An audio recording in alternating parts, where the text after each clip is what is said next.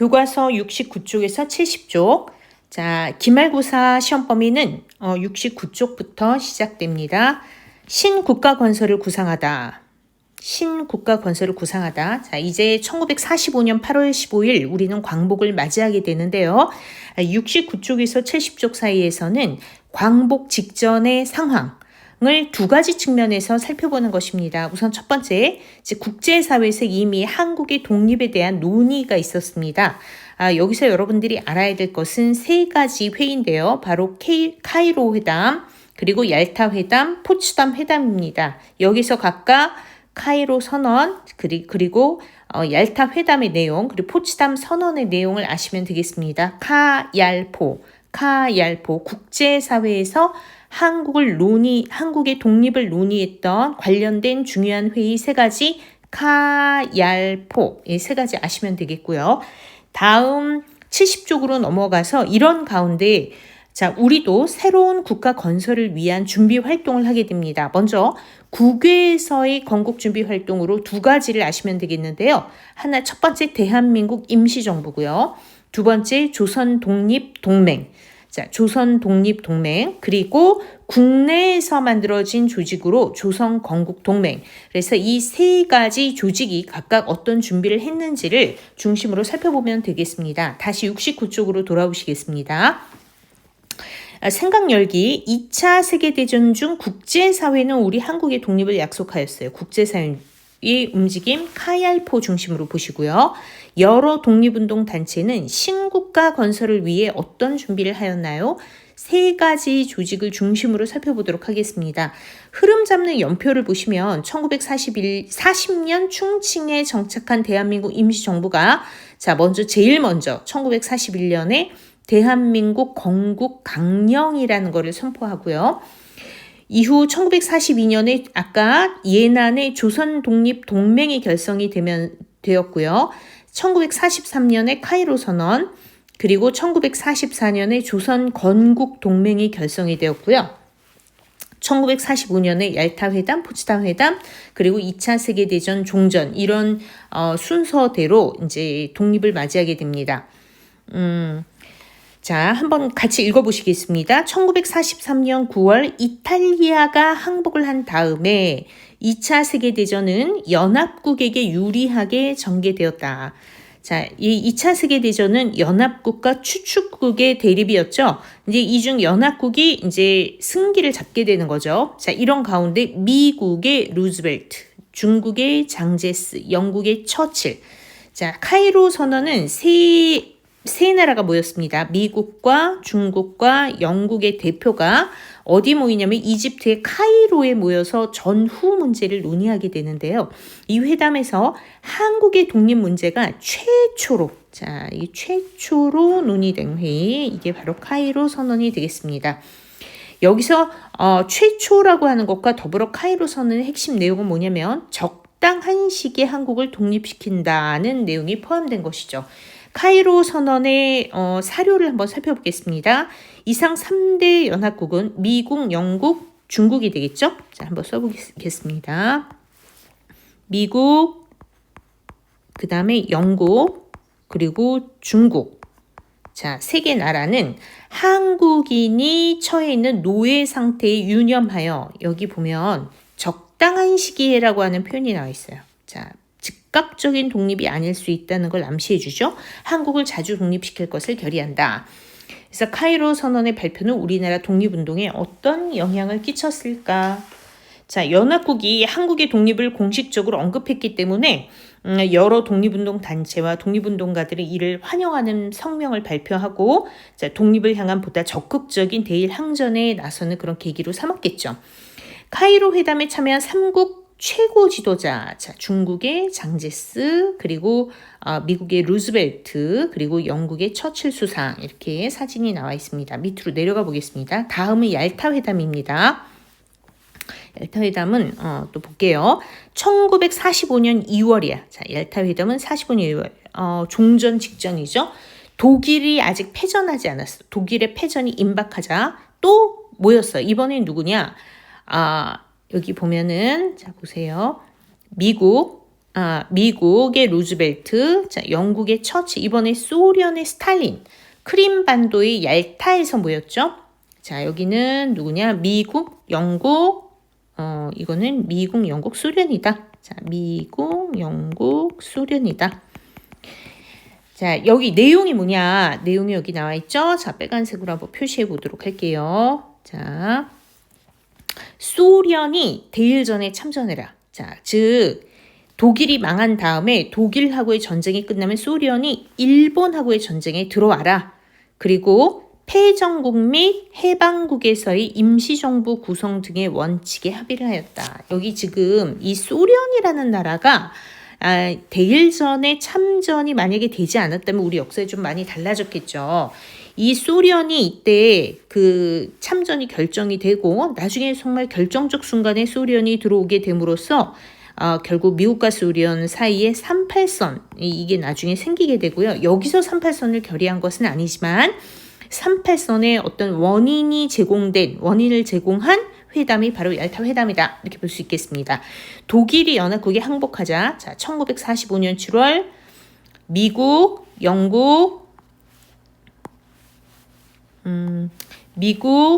영국, 소련의 정상이 베를린 근교의 포츠담. 이번에 여기 소련이라고 나와 있는데 이거 잘못됐습니다. 소련 아니고요. 자, 소련 아니고 중국입니다. 중국. 포츠담에 모여. 포츠담이야. 자, 독일의 포츠담. 독일에 대한 전후 처리 방안과 대일전에 대해 논의하였다. 이게 포츠담 회담이고요. 포츠담 회담에서 여러분들은 두 가지 정도를 아시면 되겠는데요. 자, 밑에 사료를 보면서 정리해 드리도록 할게요. 자, 우리 미합중국 대통령 여기 나오죠. 미국 그리고 중국 중화민국 주석 대영 제국의 총리는 미국, 영국, 중국입니다. 미영중. 자, 한번 써드릴게요. 헷갈릴 수 있으니까 미국, 영국, 자, 중국 이렇게 세 나라의 총리, 대표가 모였어. 자, 그래서 얘네들이 뭐를 결의를 하느냐? 우리의 수억 국민을 대표하여 협의한 결과 일본에 대해 지금의 전쟁을 종결할 기회를 준다. 기회 줄 테니까 너네 스스로 전쟁을 마쳐라, 항복해라 라는 그런 얘기죠. 일본의 항복을 촉구하는 내용 하나가 들어가고요.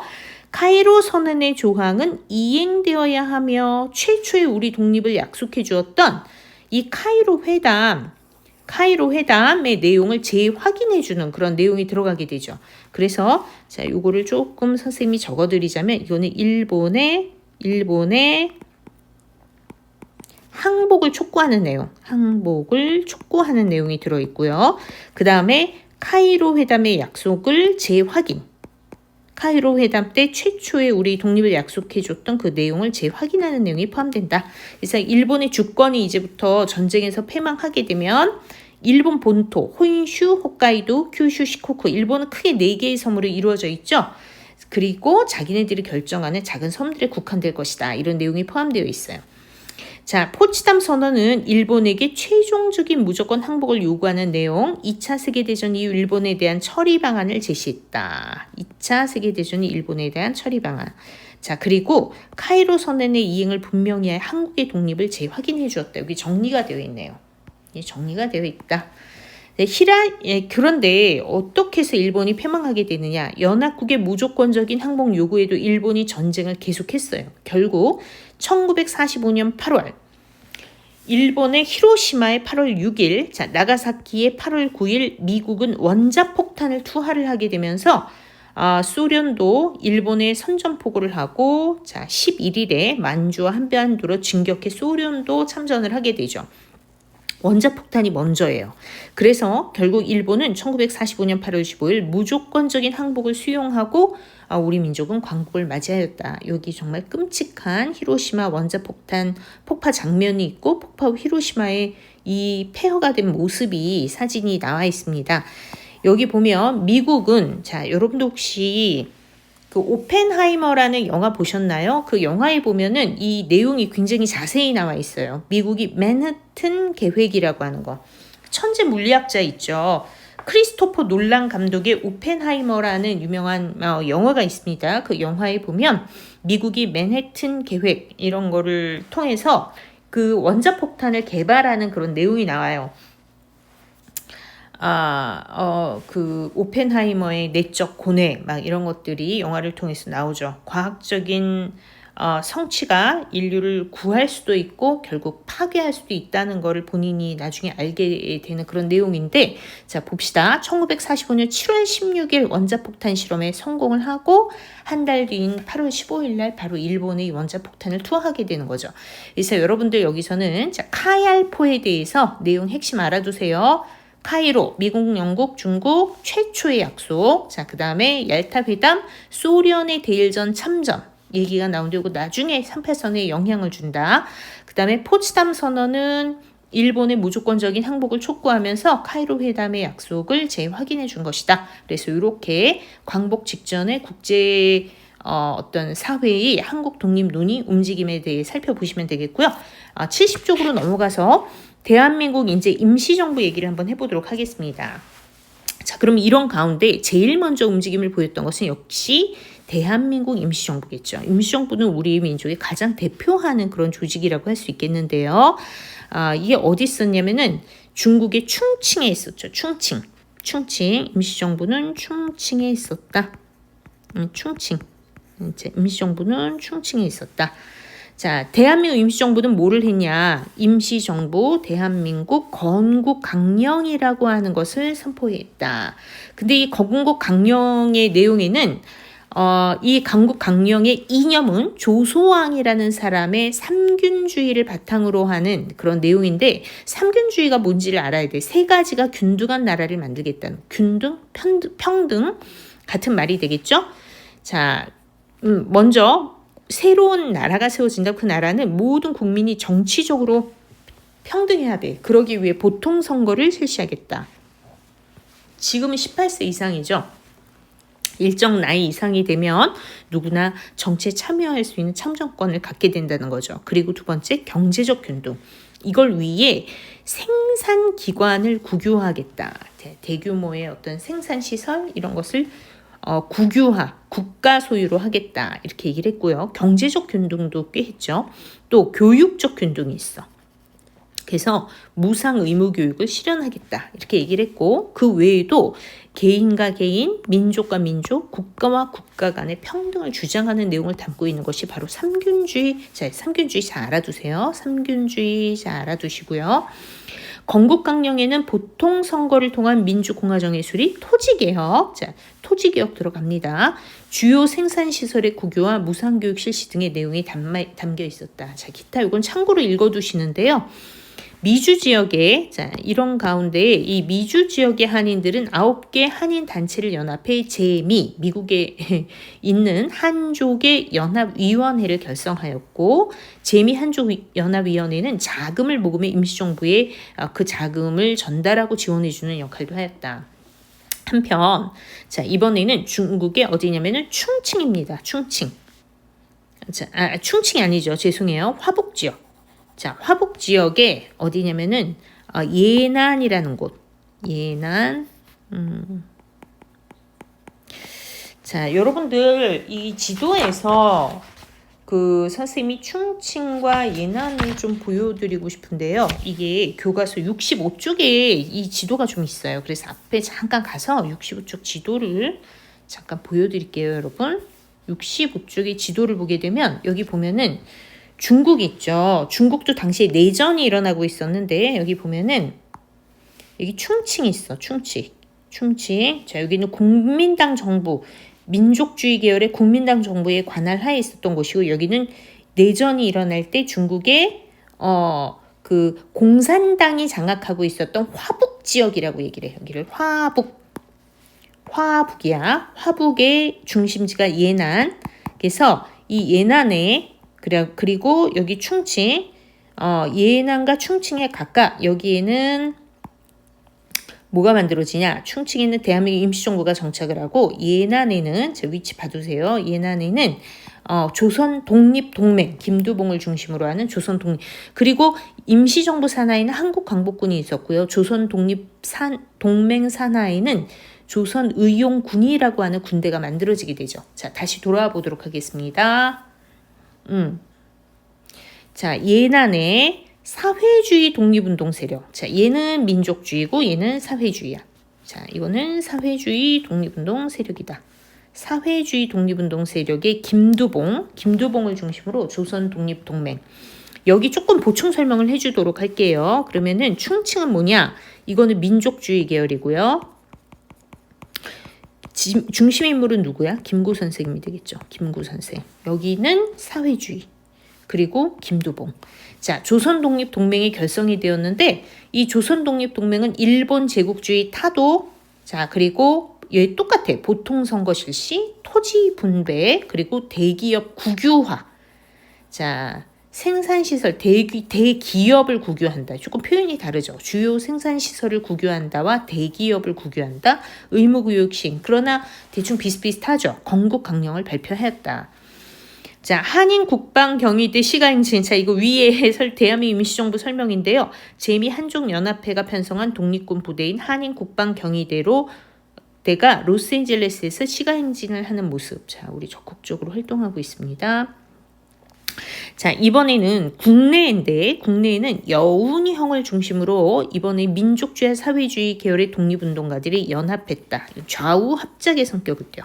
자, 이것도 선생님이 써드릴게요. 자, 여운형 중심이고요. 여기는 좌우와 우가 합작했다. 좌는 사회주의, 우는 민족주의. 얘네들이 힘을 합했다. 좌우 합작은 같은 의미입니다. 민족 통일전선.